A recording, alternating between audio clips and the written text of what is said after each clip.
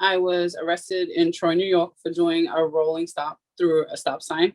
And the police officer who arrested me decided that he was going to inquire about my immigration status. I was held at the Troy precinct overnight on a traffic violation.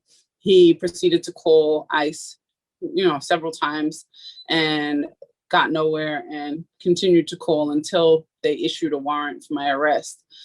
So I was held, I was brought in front of a judge in Troy and ROA'd, released on my own recognizance, and they still proceeded to hold me for ICE officials as they weren't there yet after I was ROA'd.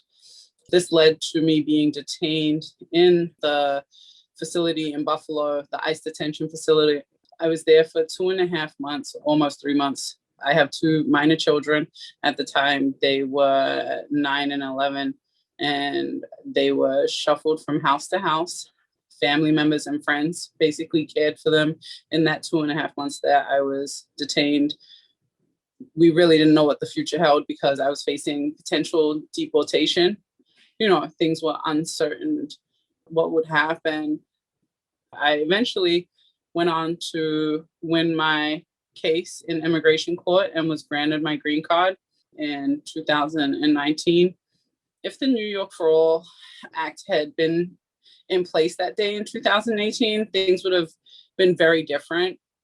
No police prying into my immigration status, where they honestly don't have any business prying into it. They wouldn't have been able to call ICE, and I likely would not have been detained for those 2.5 months away from my kids. I think it caused them to have some PTSD of being away from me. Families shouldn't be ripped apart like this. I think back every day to how I lived my life in the shadows for so long and so many years. I just think it's imperative that this act gets passed so that everyone can live equally. They can go about their everyday lives. They can go to work. They can care for their kids. I definitely implore people to get this passed sooner than later.